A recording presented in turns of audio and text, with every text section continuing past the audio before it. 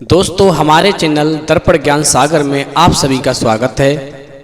मित्रों, एक बार भगवान शिव पार्वती से कहते हैं, पार्वती आज मैं तुम्हें एक ऐसी कहानी सुनाता हूँ जिस कहानी को सुनने के बाद में तुम्हारा मन प्रफुल्लित हो जाएगा। इसलिए इस कहानी को पूरा और मन से सुनना।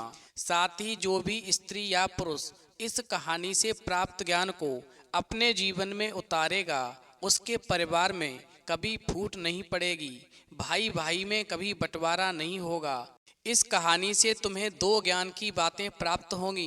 पहली, भाई भाई में फूट कौन डलवाता है।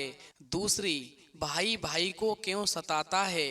फिर माता पार्वती कहती हैं, प्रभु आप कहानी शुरू कीजिए, मैं कहानी को पूरा और मन से सुनूंगी। तो मित्रों, कहानी शुरू करने से पहले मेरा आप सभी से अनुरोध है कि आप हमारी कहानी में खो जाएं। उससे पहले हमारे चैनल को सब्सक्राइब करके बेल आइकन अवश्य दबा लें, जिससे हमारी हर वीडियो का नोटिफिकेशन सबसे पहले आप तक पहुंच सके और आप हमारी हर वीडियो से प्राप्त ज्ञान का अपने जीवन में लाभ उठा सकें।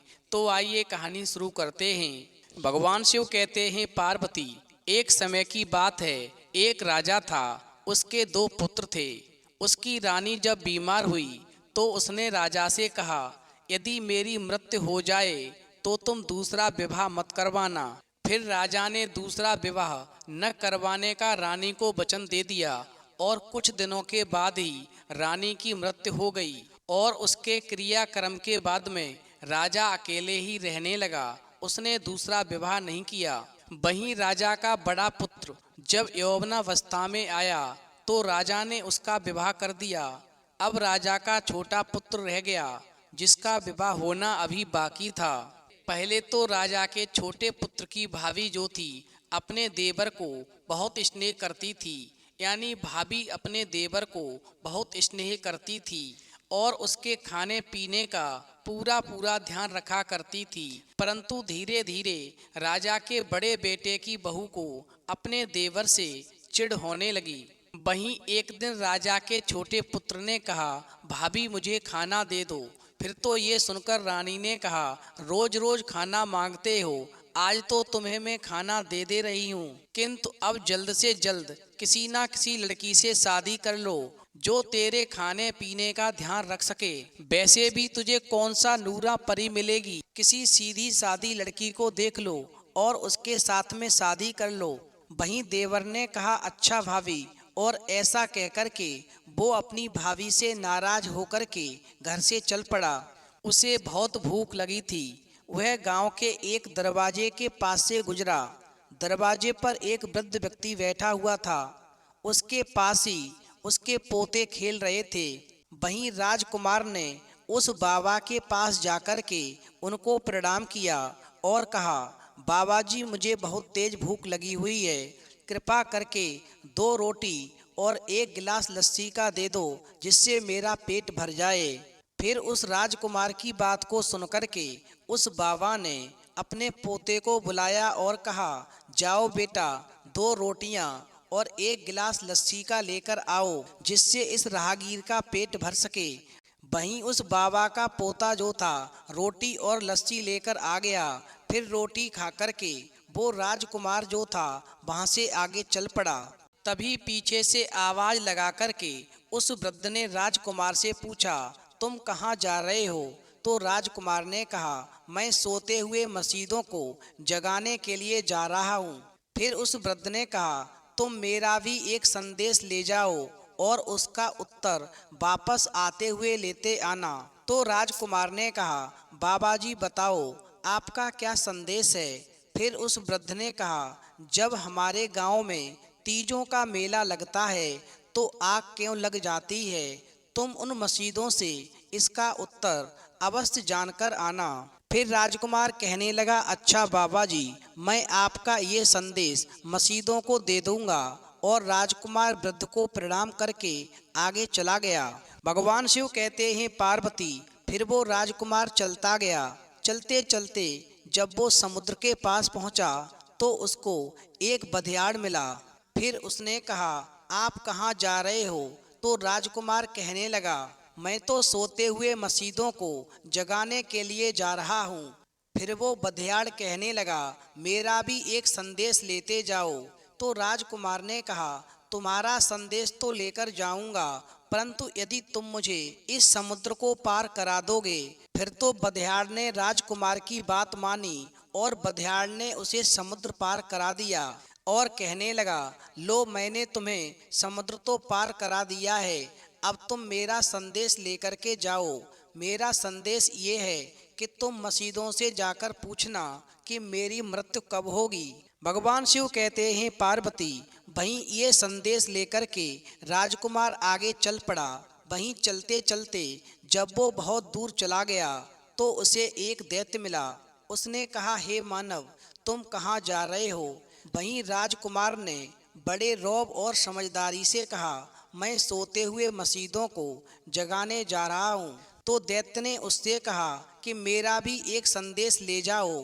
फिर उस राजकुमार ने कहा, तुम्हारा संदेश मैं तब लेकर जाऊंगा जब तुम मुझे ये नदी पार करवा दोगे। वहीं उस दैत्य ने उस राजकुमार को नदी पार करवा दी। तो राजकुमार ने कहा, अब बताओ तुम्हारा संदेश क्या है? तो दैत्य ने कहा, तुम मसीदों से पूछना कि मेरी मृत्यु कब होगी। फिर तो दैत्य का संदेश सुनने के बाद में वो राजकुमार आगे चलता गया। भगवान शिव कहते हैं, पार्वती वहीं आगे चल कर के उसे एक मसीद मिल गया और वहां जाकर के उसने मसीदों के चबूतरे को दूध से धोया और अच्छी प्रकार से साफ करके उस पर धूप बत्ती की। तो मसीद जो था जाग उठा। वहीं जागते ही उन्होंने राजकुमार की तरफ देखकर पूछा, ए सुंदर युवक, तुम यहाँ कैसे आए हो? फिर उसने सारी कहानी कह सुनाई। तो मसीद ने कहा, मांगो क्या मांगते हो? तो राजकुमार ने कहा, आपका दिया हुआ सब कुछ है। यदि आप मुझे देना चाहते हो तो मेरे पास में कुछ संदेश हैं, आप उन संदेशों का उत्तर दे दीजिए, फिर मैं वापस चला जाऊंगा, क्योंकि मुझे उन संदेशों का उत्तर लेकर जाना है। यदि आप इन संदेशों का उत्तर देंगे तो आपकी बड़ी कृपा होगी। मैं यही समझूंगा कि आपने मुझे सब कुछ दे दिया। तो मसीद ने पूछा, तुम्हारे पास कौन से संदेश हैं? तुम मुझे बताओ, मैं उनके उत्तर तुम्हें अभी बता देता हूँ। तुम सभी संदेशों का उत्तर अपने साथ ही लेकर जाओ। वहीं राजकुमार कहने लगा कि पहला संदेश तो ये है कि एक घोड़ी खेतों में चर रही थी। उसने मुझसे कहा कि हे भाई, मसीद से पता लेकर आना कि मुझको कोई क्यों नहीं पकड़ता है, कोई मेरी सवारी क्यों नहीं करता है, आखिरकार मेरे अंदर ऐसी क्या कमी है। तो मसीद ने कहा, उस घोड़ी से कहना कि उसे कोई इसलिए नहीं पकड़ता है कि जो भी वहाँ से गुजरता है वो यही सोचता है कि ये घोड़ी किसी की होगी और यहाँ पर वो बैठा हुआ इसको चरा रहा होगा, इसलिए उस पर कोई सवार नहीं होता और उस रास्ते से गुजर जाता है, घोड़ी चरती रह जाती है। भगवान शिव कहते हैं, पार्वती फिर मसीद ने कहा, अब दूसरा संदेश बताओ। तो राजकुमार ने कहा, मुझे एक दैत्य मिला, वो पूछता था कि उसकी मृत्यु कब होगी। फिर तो सुनकर के मसीद ने उत्तर दिया कि उसकी मृत्यु तब होगी जब उसका धन, जो कि एक बरोटे के वृक्ष के नीचे दबा हुआ है, उसमें से आधा धन वो किसी और को देगा, नहीं तो वो इसी प्रकार से तड़पता और दुखी रहेगा। वहीं राजकुमार ने तीसरा संदेश बताया और पूछा कि मुझको एक बघियाड़ मिला था, वो पूछता था कि उसकी मृत्यु कब होगी। तो मसीद ने बड़े प्यार से कहा, तुम तो सभी मृत्यु के बारे में ही पूछ रहे हो। फिर राजकुमार ने कहा, मुझे जो संदेश मिले हैं वही मैं आपसे पूछ रहा हूँ। तो मसीद ने कहा, सुनो, वो बघियाड़ पहले एक ब्राह्मण हुआ करता था। वो बड़ा होनहार, दयालु और महापुरुष था, परंतु वह किसी को अपनी विद्या देना नहीं चाहता था। अब यदि वो किसी को अपनी आधी विद्या दे दे तो उसकी मृत्यु होगी और वह इस संसार रूपी जंजाल से सदा के लिए मुक्त हो जाएगा। वहीं मसीद ने राजकुमार से कहा, और बताओ, यदि कोई संदेश हो तो वो भी पूछो। फिर राजकुमार ने कहा, महाराज एक संदेश और भी है। वो संदेश ये है कि एक गांव में मुझे एक वृद्ध मिला था। उसने मुझे रोटी और लस्सी का एक गिलास भी दिया था ताकि मैं अपने पेट की अग्नि शांत कर सकूं। वहीं उसने मुझे एक संदेश भेजा था और कहा था कि जब गांव में तीज का त्योहार आता है तो तीज के अवसर पर वहां पर एक बड़ा भारी मेला लगता है, परंतु उस गांव में उसी समय आग क्यों लग जाती है। तो मसीद ने कहा, उस वृद्ध से जाकर कहना कि उस गांव में ब्राह्मणों की एक कुंवारी कन्या है। जब वह तीज लगती है तब लड़कियां नए नए वस्त्र और आभूषण पहनकर जाती हैं। वहीं वो ब्राह्मणों की कुंवारी गरीब कन्या वो मन में सोचती है, यदि मेरे भी माता पिता यदि और कोई होता तो मुझे भी नए वस्त्र और आभूषण पहनने को मिलते और मैं भी वस्त्र और आभूषण पहन करके तीज के मेले में जाती। और इस प्रकार से वो ब्राह्मणों की कुंवारी कन्या अपने मन को मार करके अपने मन में आह भरकर मन ही मन में सोचती है और जब वह आह लेती है तब वहाँ पर आग लग जाती है।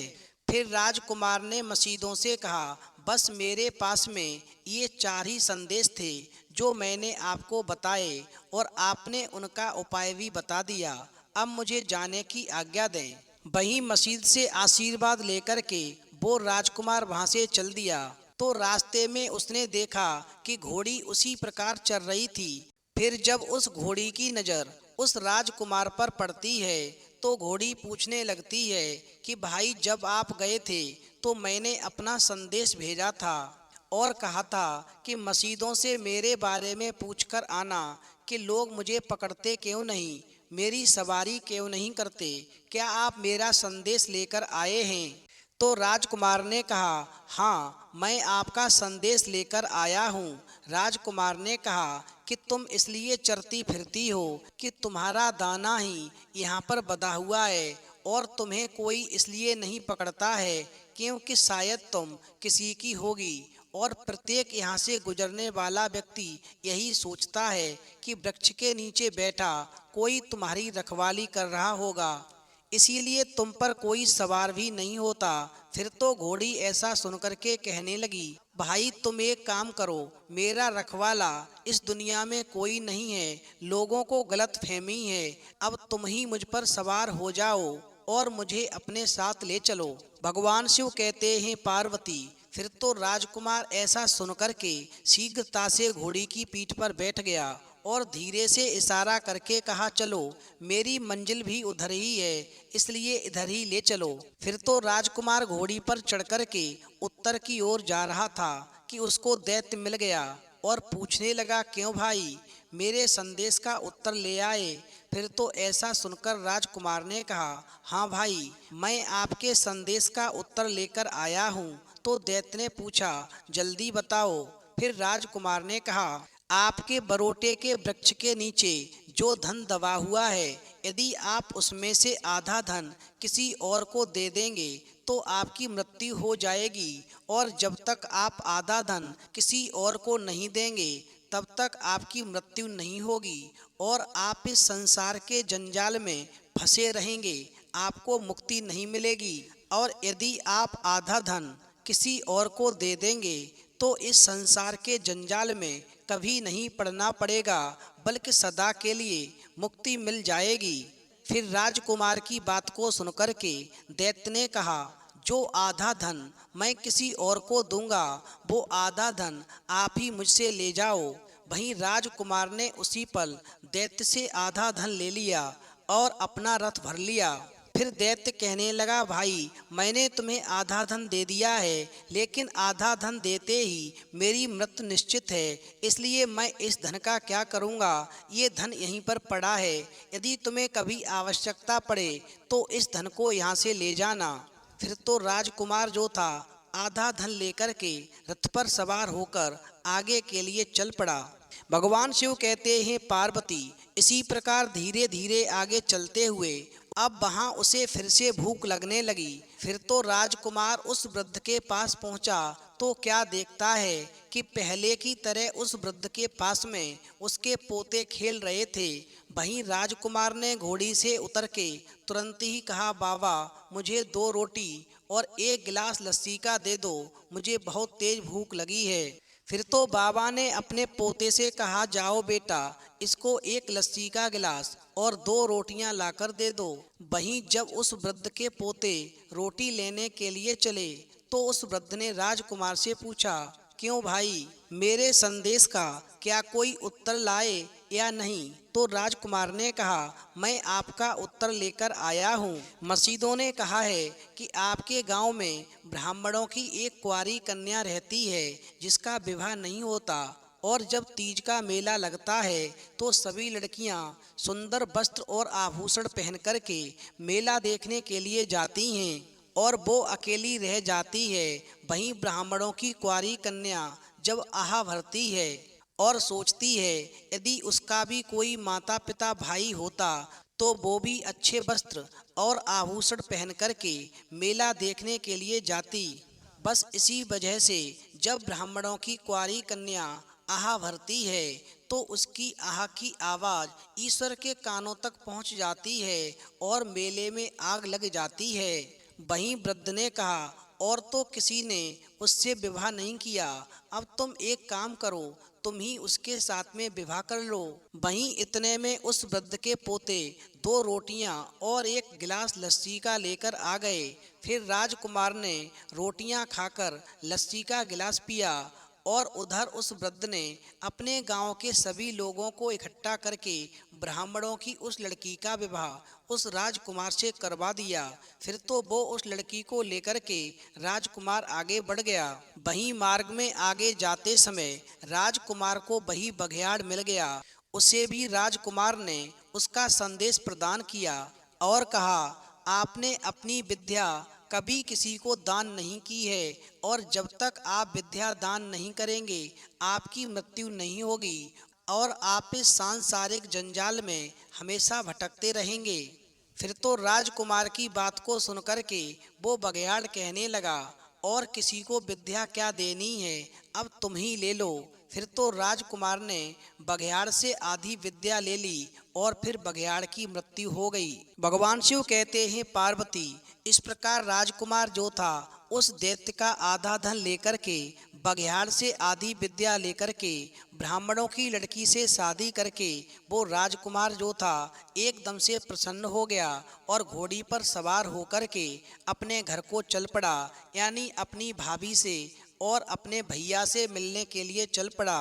वहीं जब वो राजकुमार अपने घर पहुंचा तो उसकी भाभी ये सब देख करके हैरान हो गई कि इसके पास में घोड़ी और सुंदर राजकुमारी और इतना सारा धन कहाँ से आ गया, ये तो हमसे भी ज़्यादा धनवान हो गया। हम तो इसका हिस्सा दे करके इसे अलग करना चाहते थे और इसको रोटी भी नहीं दी थी, इसे घर से निकाल दिया था, हमने घर में फूट डाली थी, मगर ये तो धनवान हो गया, हमसे भी अधिक अमीर हो गया।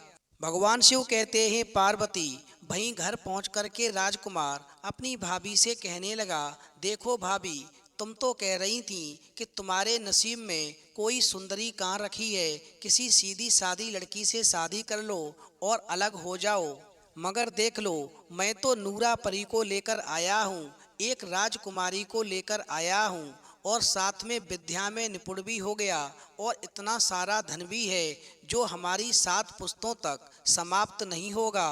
और इतना ही नहीं, यदि और धन की आवश्यकता उत्पन्न होगी तो और भी ले आऊँगा। देखा, साथ ही ये घोड़ी कितनी सुंदर है।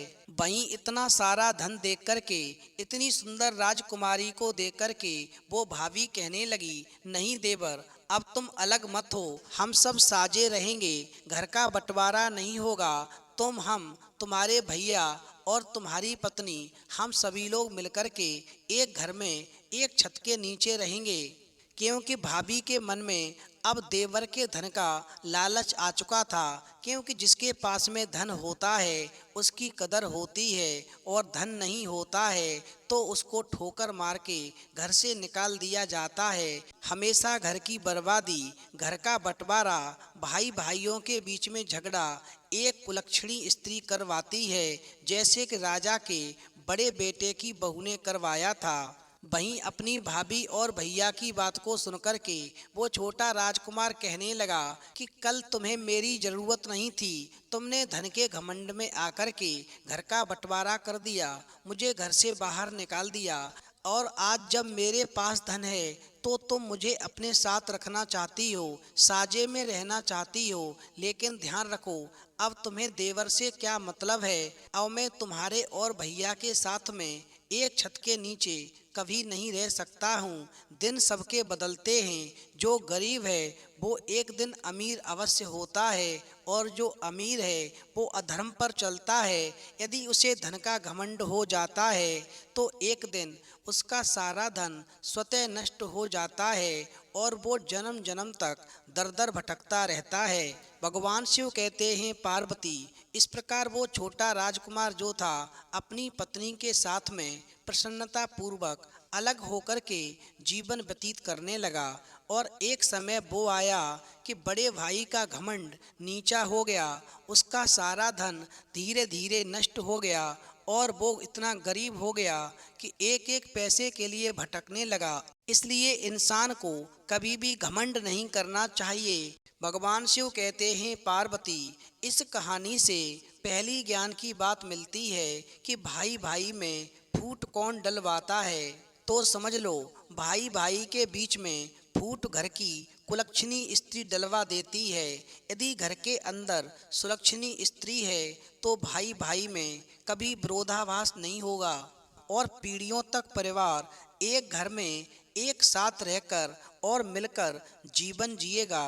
इसलिए हमेशा कुलक्षणी स्त्री से दूर रहना चाहिए, क्योंकि ऐसी स्त्री घर का बंटा ढार निश्चित कर देती है, परिवार का बंटवारा हो जाता है, सभी अपने एक दूसरे से दूर चले जाते हैं। वहीं भगवान शिव कहते हैं पार्वती, इस कहानी से दूसरी ज्ञान की बात प्राप्त होती है कि भाई भाई को क्यों सताता है।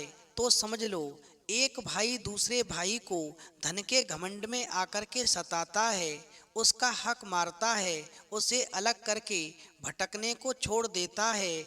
मगर जो स्त्री या पुरुष धन के घमंड में आकर परिवार को बिखेर देते हैं, वो हर जन्म में निर्धन रहकर दुखी जीवन जीते हैं। वही गरीब भाई धनवान बनकर के प्रसन्नता पूर्वक जीवन जीता है। इसलिए कभी भी धन का घमंड नहीं करना चाहिए। जो धन का घमंड करता है, जो परिवार में कलह पैदा करता है, उसका सर्वनाश हो जाता है। इसलिए परिवार में हमेशा स्नेह बनाकर रहना चाहिए, एक दूसरे का सम्मान करना चाहिए। फिर मित्रों, माता पार्वती कहती हैं, प्रभु आज की कहानी सुनकर के वास्तव में मन प्रफुल्लित हो गया। तो मित्रों, यदि आपको कहानी पसंद आई हो तो प्लीज़ आप हमारे चैनल को सब्सक्राइब करें, और भगवान शिव और पार्वती के लिए एक लाइक करना न भूलें।